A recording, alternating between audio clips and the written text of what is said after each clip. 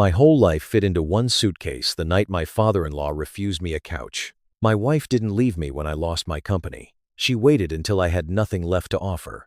He looked at me standing on his porch and said, "A man who can't keep a roof over his own head has no place under mine." Then my wife crossed her arms and called me a pathetic failure. That night, I slept in my truck with $7 in my wallet. But by morning, a stranger was calling. A dying billionaire wanted to see me before signing his will. And what he knew about my wife, my father-in-law, and the collapse of my business would change the rest of my life. I used to think family meant someone would leave the porch light on for you when the world went dark. That night taught me different. A stranger can show mercy, and the people who know your middle name can still close the door in your face.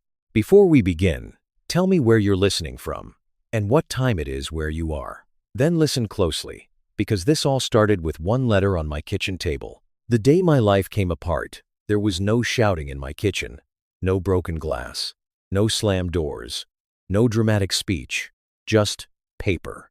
An insurance letter sat in front of me on the table, next to a foreclosure notice, a legal bill, and a cold cup of coffee in a mug my wife Shanda had bought me years ago. It said, "World's Best Husband," in blue letters that had started to fade.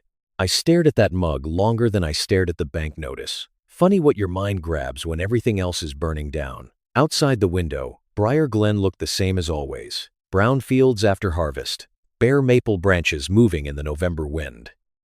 A pickup rolling past on the road like it was just another ordinary evening in Lancaster County. But inside that farmhouse, everything I had worked for was being reduced to file numbers and deadlines. My name is Thurman Hale Voss.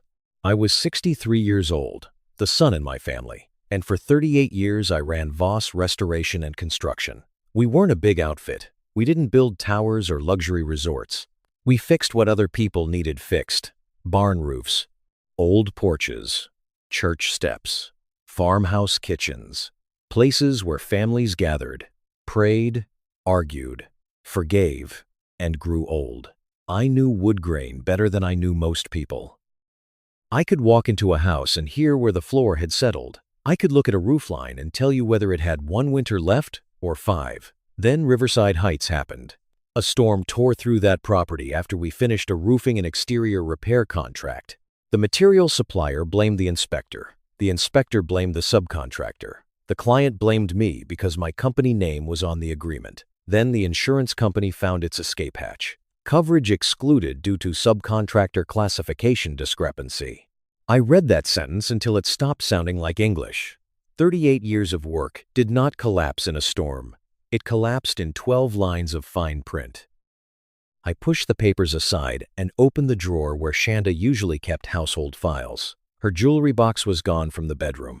Her good winter coats were missing from the hall closet. A few bank folders that used to sit behind the tax returns were no longer there.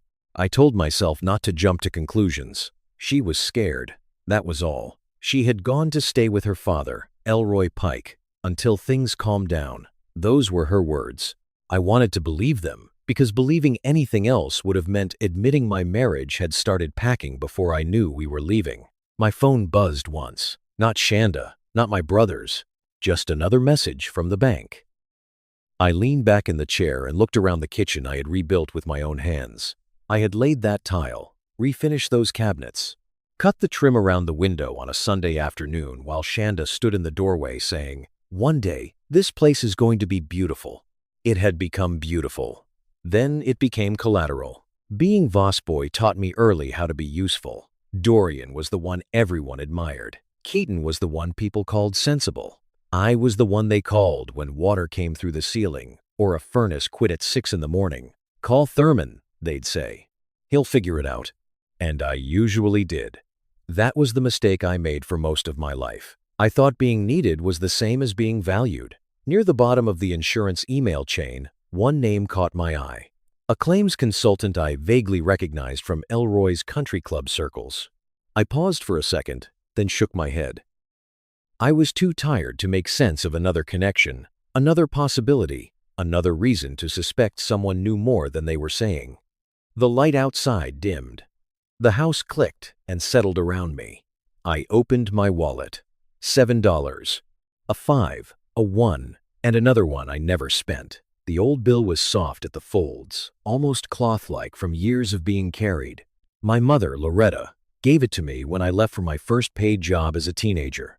"Keep this," she told me, "so you never come home empty."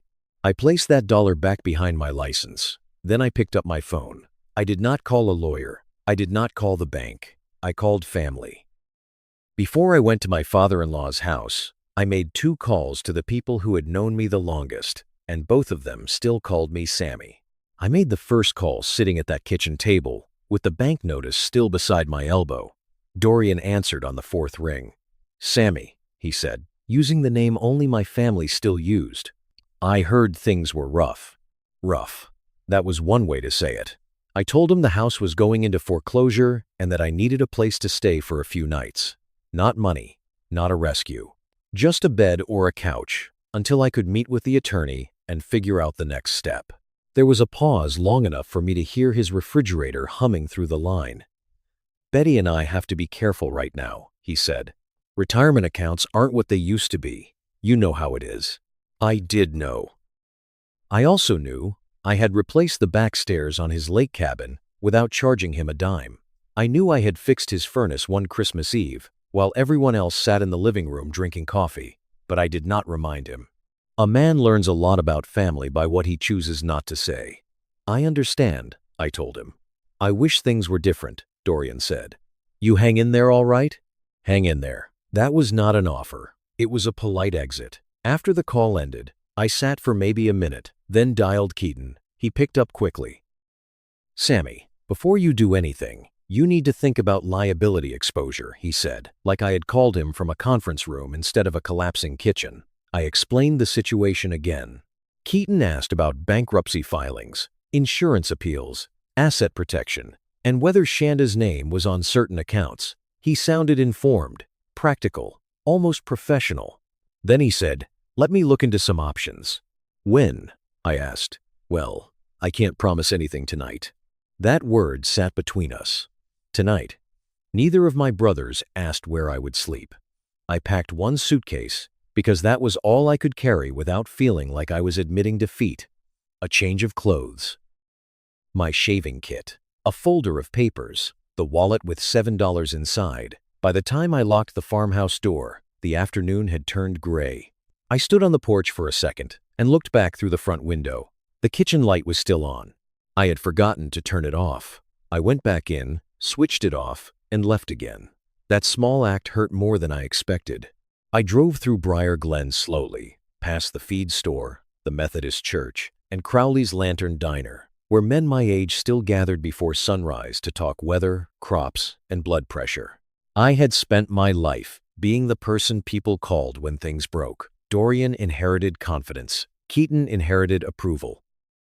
I inherited responsibility. Nobody plans for the day the responsible one needs help. Elroy Pike's house sat on a rise outside town. All stonework and perfect hedges. 2 newer trucks were parked near the garage. I remembered helping rebuild that garage after a windstorm years back. Elroy tried to write me a check. I told him, "Family helps family." That memory walked beside me as I carried my suitcase to his front door. Elroy opened before I knocked twice. He looked at the suitcase first, then my coat, then my face. Not anger. Worse. Judgment. "What are you doing here, Thurman?" "I need a couch for a few days," I said, "just until I get things sorted." His mouth tightened. A man who can't keep a roof over his own head has no place under mine. For a second, I heard nothing but the wind moving through the bare trees behind me. "Elroy," I said carefully, "I'm not asking for a handout. I can help around the property. I'll pay you back once the settlement situation clears." "No," he said. "You need to face what you made." Then Shanda appeared behind him, my wife. She did not step around her father. She did not ask if I had eaten. She did not ask where I had been or whether I was all right. She crossed her arms and looked at me like I had embarrassed her in public. "You're a pathetic failure, Thurman." No raised voice, no tears, just a clean practice sentence. Behind her, through the hallway, I saw the edge of the basement door. I knew there was a sofa bed down there. I had helped carry it in. On the hallway table sat several folders. One logo caught my eye, the same insurance company from the denial letter. I looked at it only a second before Elroy shifted his body, blocking my view. That was when I understood something was moving under the surface. I did not yet know what, but I knew enough not to argue on that porch. I picked up my suitcase. Shanda looked away first. The door closed before I reached the bottom step. I drove without choosing a direction. At a red light, I opened my wallet and looked at the bills inside. The old one from my mother stayed tucked behind my license, untouched.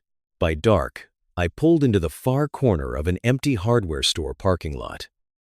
I shut off the engine and sat there with my hands on the wheel, trying to figure out how a 63-year-old man sleeps in a pickup truck. And as the cold crept into the cab, my mind drifted back to another night, years earlier, when stopping on the side of the road changed a stranger's life, and mine with it. The hardware store parking lot never got truly dark. A row of lights buzzed above the empty spaces, throwing pale circles across the asphalt. Every few minutes a car passed on the road, and its headlights slid across my windshield like somebody checking to see if I was still there. I reclined the seat as far as it would go, which was not far enough. My knees ached. My back argued with every position. The cold found its way through the doors and settled around my shoulders. Elroy's words kept coming back. A man who can't keep a roof over his own head has no place under mine. I had spent my life fixing roofs for other people. That was the ugly part. I knew how to keep rain out of churches, barns, kitchens, and bedrooms. But that night, I could not keep it out of my own life. Sometime after midnight, when sleep still would not come, another memory pushed through. 8 years earlier, I had been driving home from a restoration job near Millersburg. The rain was heavy enough to make the road shine black. Wipers slapped back and forth, barely keeping up. I remember thinking Shanda would be annoyed that I was late for supper. Then headlights came around a curve in my lane. A dark sedan had lost control. It slid sideways, then straightened, then came at me too fast. I turned hard. My truck hit the guardrail with a sound I felt in my teeth. The sedan broke through the other side and disappeared down the embankment. For a few seconds, there was only rain. Then I heard water. I got out limping. My left hand was bleeding from the impact, and my ribs felt like they had been squeezed in a vise. But the sedan was upside down in the creek, and water was already pushing through the windows. I slid down through mud and weeds, grabbing at roots to keep from falling. The driver was inside, slumped against the belt. Older man, gray hair, well-dressed, no movement. The doors would not open. I found a loose stone half buried near the bank and struck the passenger window until it gave way. Glass tore my hand. I did not stop. I crawled in as far as I could, released the belt, and pulled him toward the broken window. The current fought me. So did the mud. Twice, I almost lost my footing. Somehow, I dragged him up to the shoulder and covered him with my work jacket. When the ambulance arrived, one of the medics asked, "Do you know him?" I said, "No, sir." And that was the truth. I never asked his name. I never looked him up. I went home bruised, stitched, and tired. And by Monday, I was back on a roof because people were counting on me. Sitting in that truck years later, I let out a quiet breath. That stranger had lived. That was enough. Then my phone rang. The screen showed a number I did not know.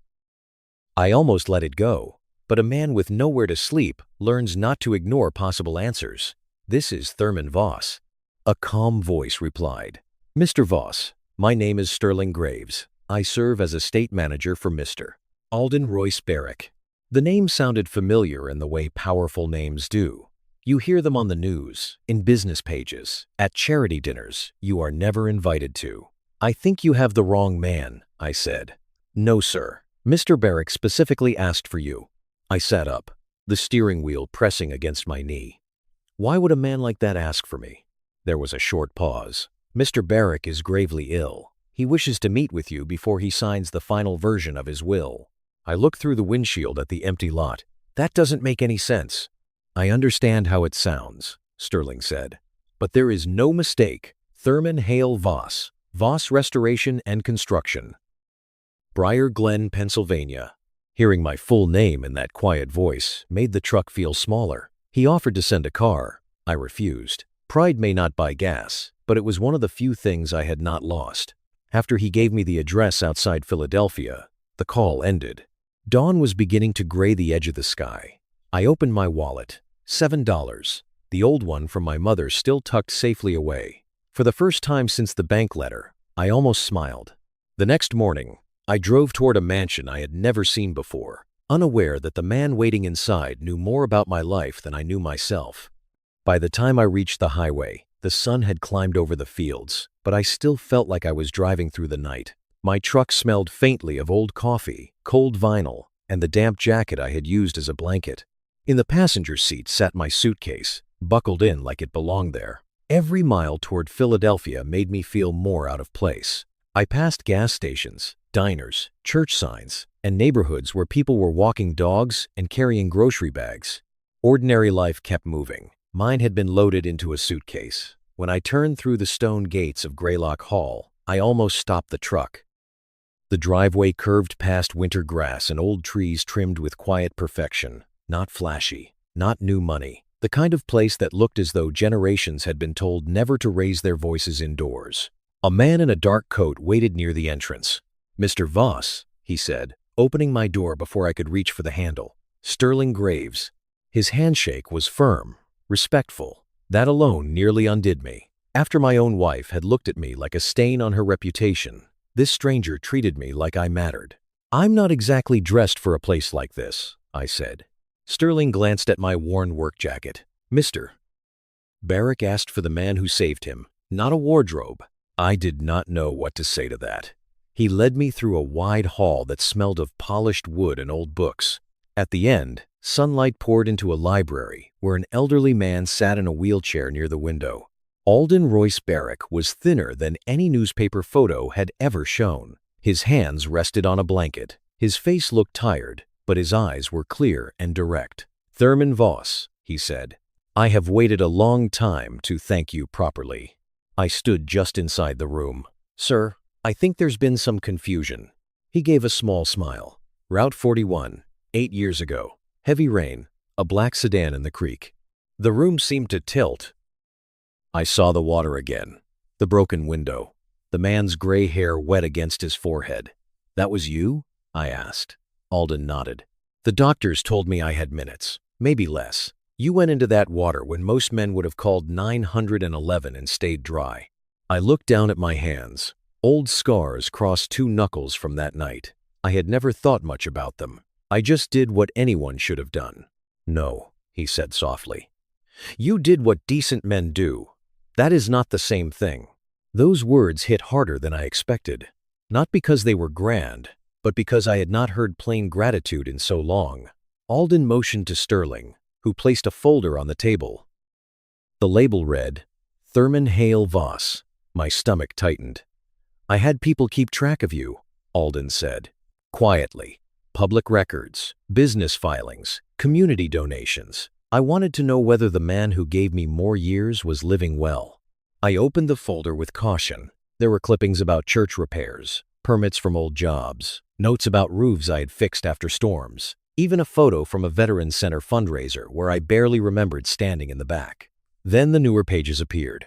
Riverside Heights, insurance denial, foreclosure activity, bank filings, and then Shanda's name, Elroy's, too. I looked up. Alden's expression darkened. "When I learned your company was collapsing, I asked for more information. Nothing illegal, no tricks, interviews, documents, people willing to tell the truth." Sterling handed me a second sheet. I saw phrases that made my chest go tight. Separation consultation, asset protection, dead weight. One note quoted Elroy, "A man like Thurman needs to hit bottom before he learns his place." I folded the paper once and set it down. Alden watched me carefully. "You thought they reacted to your hardship," he said. "I believe they had been preparing for it." I wanted to reject that. A man does not easily accept that the people closest to him may have been measuring his worth while he was still trying to save the roof over them. But the folder sat there. So did the truth. Alden leaned forward as much as his body allowed. "When people think you are finished, Mr. Voss, they become honest in ways they never intended. And when they think you are valuable again, They become kind in ways you should not trust. I carried those words out of the room like a warning placed directly in my hands. Before I left, Alden gave me a sealed envelope. "Open this after I'm gone," he said. I tucked it into my suitcase beside my work clothes and legal papers. Then Sterling walked me back to the entrance. Driving away from Greylock Hall, I thought the greatest shock of my life had already happened. I was wrong. Alden Royce Barrick still had one final revelation waiting for me. I did not drive straight back to Briar Glen. For almost an hour, I stayed on smaller roads, passing bare trees, quiet farmhouses, and fields that looked emptied out for winter. I needed time to let my mind catch up with my life. Alden Royce Barrick had been the man in the creek, a billionaire I had never tried to contact, a stranger I had pulled from cold water because leaving him there would have been wrong. And somehow, while my own family had decided I was finished, that man had remembered. By late afternoon, I found a modest motel off Route 30. Nothing fancy. Beige walls, thin towels, a heater that rattled when it kicked on. But the door locked, the mattress was flat, and there was a shower with hot water. After a night in my truck, that room felt like a blessing. I set my suitcase on the chair instead of the bed. Old habit. Work clothes could carry dust, mud, and half a county's worth of trouble. Then I sat on the edge of the mattress and looked at the sealed envelope Alden had given me. "Open this after I'm gone." I turned it over twice, then put it back in my suitcase. Some instructions deserve respect. The next few days passed strangely. I bought gas carefully, ate cheap meals at diners where nobody asked questions, met with an attorney about the foreclosure, and listened to words like appeal, continuance, and exposure. Words that sounded useful but did not feel comforting. Shanda did not call, not once. No message asking where I was. No, we should talk. No, are you safe? Even anger would have meant I still occupied space in her mind. Silence felt cleaner and colder. On the fifth morning, just after 7, my phone rang. It was Sterling Graves. "Mr. Voss," he said, his voice lower than before. "Mr. Barrick passed peacefully during the night." I sat down slowly on the motel chair. I had met Alden only once, yet the news struck a place in me I did not expect. Maybe because he had looked at me with more respect than people I had known for decades. Maybe because dying men do not usually waste words, and he had spent some of his final ones thanking me. "I'm sorry," I said. "He asked that you attend the reading of his will Friday morning," Sterling continued. "Your presence is required." "Required?" "Yes, sir. Especially yours." That made no sense, but by then my life had stopped asking permission to be strange. Friday came cold and bright. I drove to Philadelphia in my best clean shirt, the one I had packed without knowing why. The law office sat high in a building with glass doors and polished floors that reflected everyone's shoes. Alden's children were already there. His son wore a suit that probably cost more than my truck was worth. His daughter sat with her handbag in her lap, checking her watch like grief had kept her from a meeting. Neither looked at me with curiosity. They looked at me like an inconvenience had walked in wearing work boots. Gideon Sutter, Alden's attorney, began with the smaller gifts: art, personal items, charitable donations. The room stayed quiet, except for the soft scratch of a pen. Then Gideon adjusted his glasses. "The controlling interest of the Barrick Private Holdings, along with the primary funding authority for the Everett Roof Foundation, shall be transferred to Thurman Hale Voss."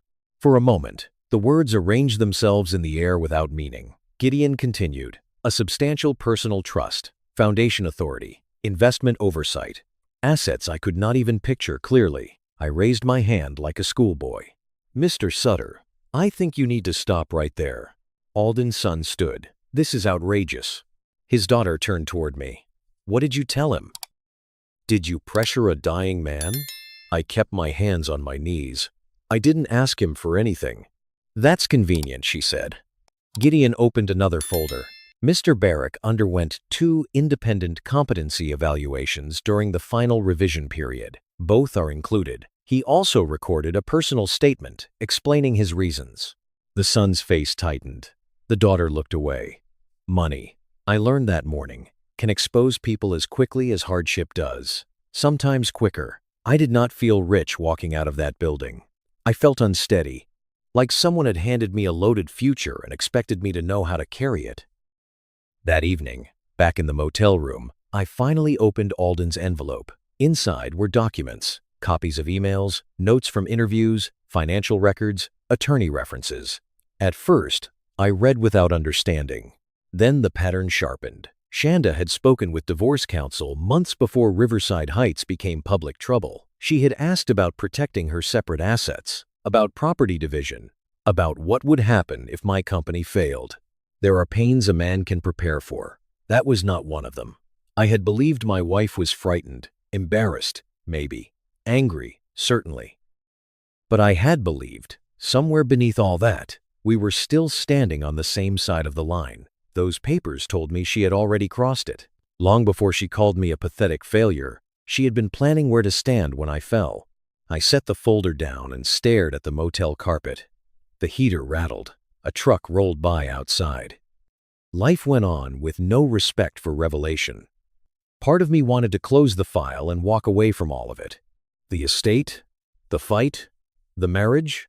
The explanations I knew would come once people heard what Alden had done. Peace sounded better than justice. Then a loose page slipped from the back of the folder and landed near my shoe. A transcript. 2 names appeared near the top: Shanda Rena Pike Voss, Elroy Mercer Pike. I picked it up, started reading, and felt something inside me go still. The words on that transcript changed something in me, because at last I saw exactly what they thought I was worth when they believed I had nothing left to give. I read the transcript once. Then I read it again, slower, because part of me still wanted to believe I had misunderstood. The conversation had taken place 2 days after I lost the farmhouse. Shanda and Elroy were in his den. According to the notes, the recording had been provided by a former household assistant who had quit after hearing too much and wanting no part of it. Their voices were not angry. That was what made it worse. Elroy said, "He finally ran out of road." Shanda answered, "He should have listened years ago. I kept telling him that being dependable isn't the same as being successful." Then Elroy said, "A man sleeping in his truck has no leverage." I sat very still. There are words that cut because they are shouted. Then there are words that cut because they sound ordinary, like somebody discussing the weather. Shanda went on, "If he had any value left, he wouldn't have shown up on your porch with a suitcase." I lowered the paper. The motel room seemed smaller than before. The curtains were closed. The heater hummed near the wall. Outside, someone rolled a suitcase along the walkway, the wheels clicking over concrete. I thought about anniversaries, road trips, Sunday mornings with coffee, the time Shanda cried when her mother died, and I held her on the kitchen floor because she could not make it to a chair. Memories do not disappear when the truth arrives. They argue with it. That is the hard part. A man can lose a house and still know who he is. But when he realizes the person beside him may have been pretending longer than he knew, he starts questioning his own eyesight. Did I miss it? Did I excuse too much? Was I loving my wife? Or was I protecting an idea of her? I did not sleep well that night. By morning, I knew sitting alone with those papers would make me bitter, and bitterness is a poor advisor. So I drove to the Veterans Outreach Center on the edge of town, a place where I had helped patch drywall and fix a leaking roof before my own life came apart. A younger man named Boone was sitting outside on a bench with a paper cup of coffee in his hands. He had the tired look of someone trying to act fine for strangers. We talked for a while. He had lost his job, then his apartment, then his marriage. He kept saying, "I just need to get back on my feet so they'll respect me again." That sentence stayed with me. I heard myself answer him before I had time to polish the words. "Son, people who only respect you when you're useful are not giving you respect. They're renting your strength." Boone looked down at his coffee. I did too, because I knew I had not said it only to him. I stayed there for another hour, helping move donated winter coats into the storage room. Simple work. Lift this, stack that, sweep the floor. My hands were grateful for something real. On the drive back to the motel, my phone rang. Shanda. I let it ring twice before answering. "Thurman," she said, and her voice had a softness I had not heard in months. "I've been thinking about you." I waited. "I heard about Mr. Barrick," she continued. "About the estate. I know this must be overwhelming. There it was. Not the truck, not the foreclosure, not the night I had nowhere to go. The estate. She took a careful breath. Daddy and I have been talking. We both feel things got said in the heat of the moment. Heat of the moment. That was how people tried to put gloves on cruelty. I see, I said. We'd like you to come for dinner tomorrow. Just to talk. No pressure. We're family, Thurman. We shouldn't let outsiders or lawyers define us. A week earlier, that sentence might have pulled me apart. Now it sounded like strategy. Old me would have asked her why she met with divorce attorneys. Old me would have quoted the transcript line by line. Old me would have tried to make her admit she hurt me. But I had learned something from Alden. And maybe from Boone, too. Not every truth has to be thrown the moment you pick it up. What time? I asked. There was a tiny pause. She had expected resistance. 6:30, she said. Daddy will be glad you're coming. I almost smiled at that. After the call ended, I spread every document across the motel bed. Not for revenge. Revenge makes a man careless. I wanted order. Dates. Names. Timelines. What Shanda knew. What Elroy knew. What they said when they believed I was finished.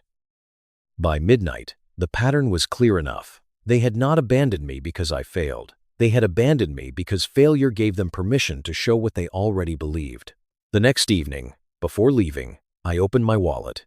The $5 and loose dollar from that night were gone now, spent on gas and coffee. But my mother's old $1 bill still rested behind my license. Keep this so you never come home empty. I touched the edge of it, then put the wallet away. When I pulled into Elroy Pike's driveway, the house looked exactly as it had that terrible night. Same stone front, same perfect lights, same polished brass handle. But this time, before I even reached the porch, the door opened. Shanda smiled like a woman welcoming her husband home. Elroy stood behind her, smiling too. And by then, I had learned that the most dangerous lies are usually wrapped in kindness. Shanda reached me before I could knock. She opened the door with both hands and said, "Thurman," like she had been waiting all week with a worried heart instead of a careful plan. Then she hugged me. Not the quick kind, not the stiff kind either. She held on just long enough to make it look sincere to anyone watching from the hallway. I did not hug her back right away. I let one hand rest lightly against her shoulder, then stepped inside. Elroy stood near the staircase, wearing a navy sweater and polished shoes. "Good to see you, son," he said, extending his hand. Son. The word nearly made me laugh, but not in a happy way. A few nights earlier, I had stood on that same porch with a suitcase in my hand, and he had told me I had no place under his roof. Now his grip was warm. People can change their tone quickly when they think the table has turned. The house smelled of roast beef, rosemary, and fresh bread. Shanda had used the good dishes. There were candles on the dining table. Family photographs had been placed around the room, like evidence for a case they were trying to win. There was one from our anniversary trip to Maine, one from a church picnic, one where I had my arm around Shanda outside the farmhouse before the siding was repainted. Funny. I had not seen those pictures displayed in years. "Your favorite," Shanda said as we sat down. "Pot roast, mashed potatoes, green beans the way you like them." "Looks nice," I said. I kept my voice even. That was my whole job that evening. Stay even. Let them talk. For the first 20 minutes, they performed beautifully. Shanda said she had been under terrible stress. Elroy said he came from a generation that believed hard words made strong men. Shanda dabbed at one eye and said, "I never meant to make you feel alone." That sentence deserved an answer, but I let it pass. No one mentioned the truck. No one mentioned the word pathetic. No one asked where I showered after sleeping in a parking lot. Instead, Elroy leaned back and said, "The Barrick matter is a lot for one man to carry. Family can help keep things grounded." There it was. Shanda reached across the table and touched my wrist. "You shouldn't have to deal with attorneys and estate people by yourself. Daddy knows people. I know real estate. We could protect what Mr. Barrick left you." "What exactly do you think needs protecting?" I asked. She blinked. "Well, everything. Taxes, investments, public perception. People will come out of the woodwork, Thurman. You know how folks are." I looked at her hand on my wrist and remembered the transcript. If he had any value left, I gently moved my arm back. and picked up my water glass. During dessert, Elroy tried a different door. "You remember Harold Baines?" he asked. "Plays golf over at Copper Ridge. Good man. Works around insurance consulting now." The name settled in my mind, like a coin dropping into a slot. Harold Baines. I had seen that name in the claim file, buried in an email chain attached to the Riverside Heights denial. "I think I saw his name once," I said, "related to my insurance case." Elroy's fork paused halfway to his plate. "Did you?" Shanda looked at her father, then at me. I kept my face calm. Small world. Elroy cleared his throat. "Well, Harold talks too much sometimes. I may have heard your carrier was taking a hard position. When did you hear that?" He set the fork down. "I don't recall exactly. Before I came here with my suitcase?"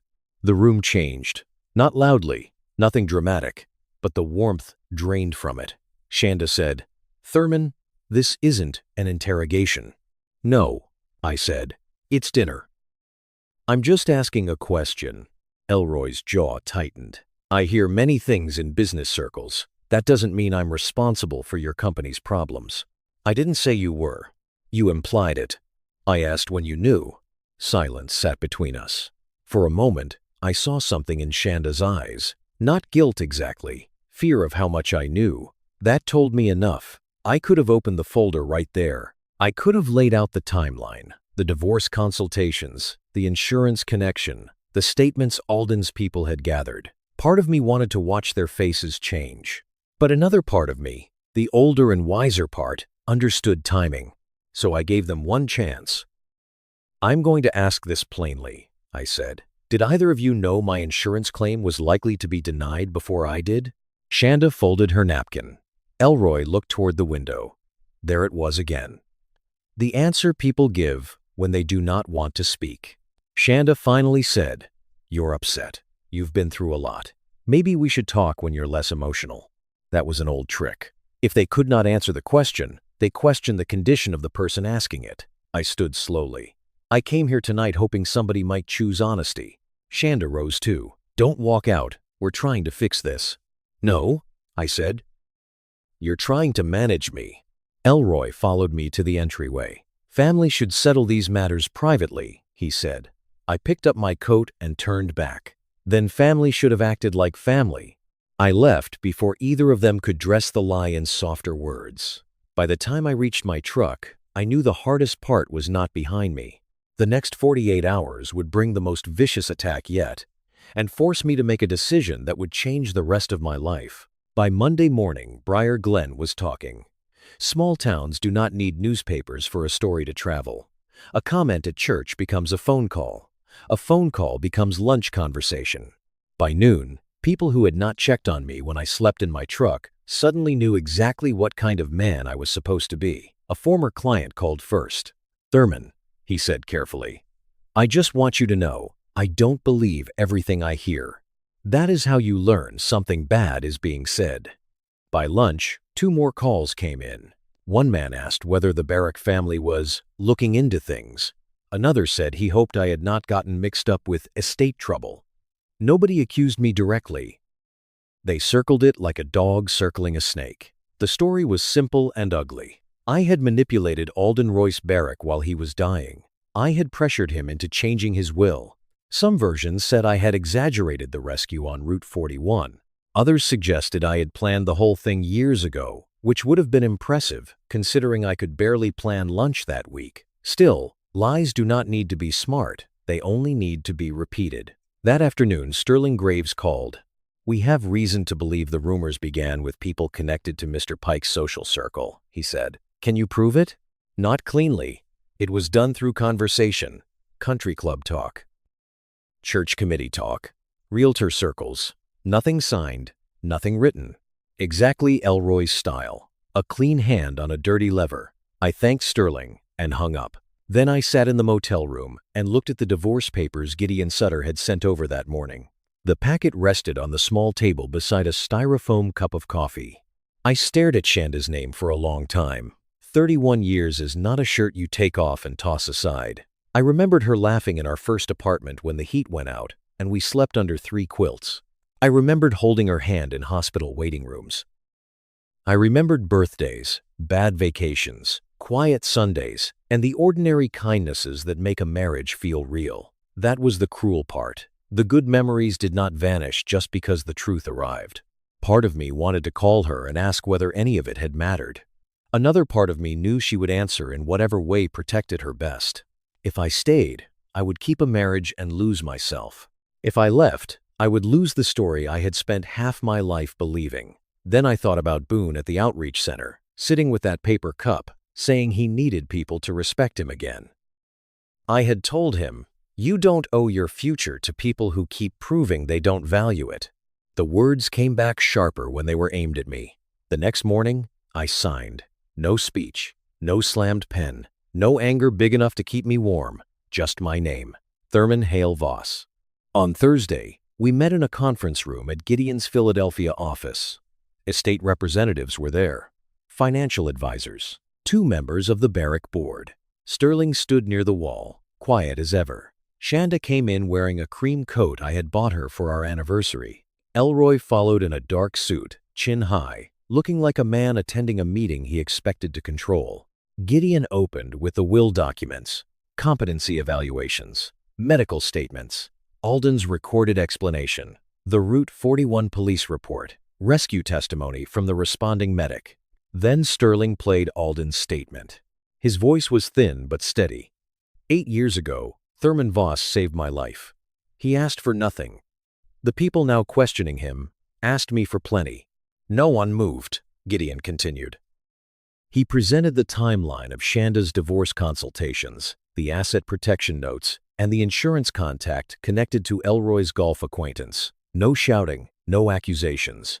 Just dates, names, and documents placed in order. Truth does not always need volume. It needs structure. Shanda's face changed first. Elroy tried to interrupt. "This is private family business." Gideon looked at him over his glasses. "You made it public when you helped circulate false claims about my client." That ended his performance. Shanda turned to me, and for a moment, I saw the woman who used to know exactly how to soften my heart. "Thurman," she said, "families make mistakes. People say things when they're scared. You know that. We can still fix this." I listened. I truly did. Then, I slipped off my wedding ring. The skin beneath it was lighter, a pale circle left by years of believing. I placed the ring on the conference table between us. "You left long before I did," I said. Shanda looked at the ring but did not touch it. Elroy stared at me like he finally understood I was not asking permission anymore. I picked up my folder and walked out. Outside the building, the air felt cold and clean. I did not feel victorious. Victory still ties you to the fight. What I felt was lighter than that, freedom. And as I stepped onto the sidewalk, I thought the story was over. I was wrong again. The final lesson waiting for me had nothing to do with money, marriage, or revenge. It had to do with what remains after the anger is gone. 6 months passed before I understood peace is not the same as winning. Winning still looks back over its shoulder. Peace gets up in the morning, makes coffee, opens the window, and lets the day arrive without asking who is waiting to take something away. By early autumn, the legal noise had settled. The Barrick estate transition was no longer front-page gossip. The rumors in Briar Glen had worn themselves out, as rumors usually do when people find fresher things to chew on. Gideon Sutter handled the legal structures. Sterling Graves remained with the foundation. I hired people who understood finance better than I ever cared to. I did not become a different man because money found me. I simply had room to become the man I had been too tired to protect. I bought a small lakeside house in northern Pennsylvania. Not a mansion, no marble staircase, no gate, just a modest place with cedar siding, a screened porch, and a view of water that changed color with the sky. The first week there, I kept waking before sunrise, expecting bad news, a phone call, a bank notice, another voice telling me I had failed. But the mornings stayed quiet. Most of my work went into the Everett Roof Foundation. Alden had left more than money. He had left direction. We created emergency housing support for tradesmen, widowers, veterans, and families caught between disaster and dignity. We helped small contractors crushed by claims they could not fight alone. We repaired roofs for people who had spent their lives paying bills and still found themselves one storm away from ruin. I understood those people. A man named Raymond came in one afternoon with paint on his hands and his pride barely holding together. He had lost 2 jobs after surgery and was living in a weekly motel with his wife. He kept saying, "I'm not looking for charity." I told him, "Neither was I."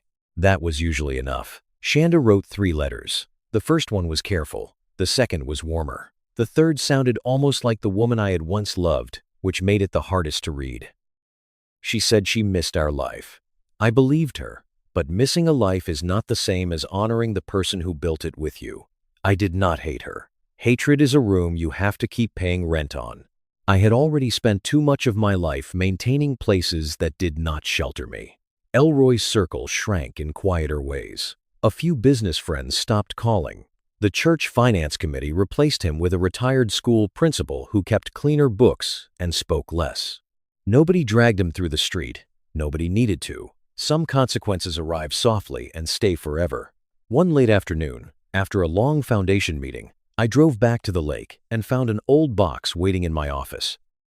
Sterling had shipped it from the motel storage unit. Inside were things I had carried during the worst stretch of my life. A shirt, legal folders, the worn wallet. I opened it and found my mother's dollars still tucked behind my old license. Same soft folds, same faded edge.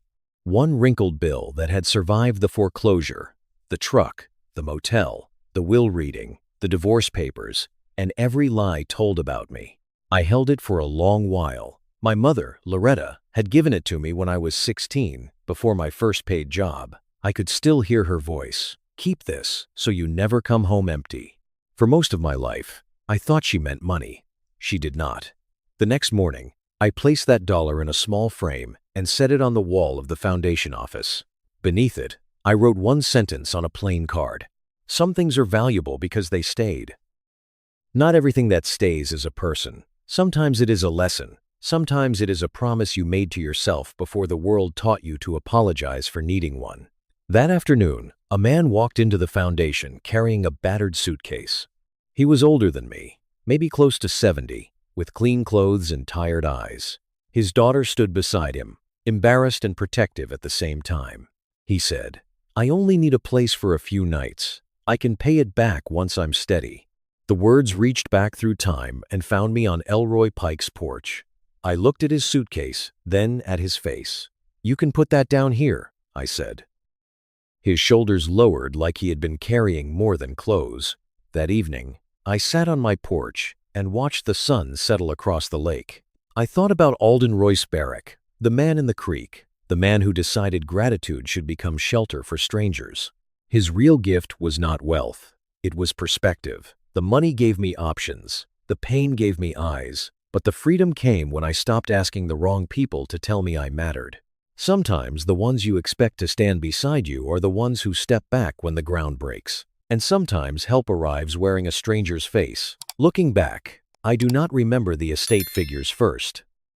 I remember $7 in my wallet, a locked door, and a night cold enough to teach me the difference between being needed and being loved. So, if you have ever been judged at your lowest, I hope you remember this. A closed door is not always the end of your story. Sometimes it is the last place you ever have to beg. In the end, the most valuable thing I inherited was not $700 million. It was the freedom to stop pleading with the wrong people to see my worth.